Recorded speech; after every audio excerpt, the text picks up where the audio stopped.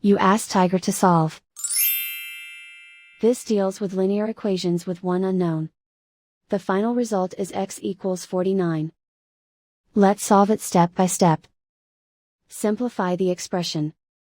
Find the greatest common factor of the numerator and denominator. Factor out and cancel the greatest common factor. Isolate the x. Multiply both sides by 56. Group like terms.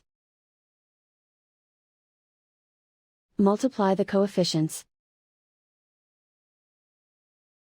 Simplify the fraction. Multiply the fractions.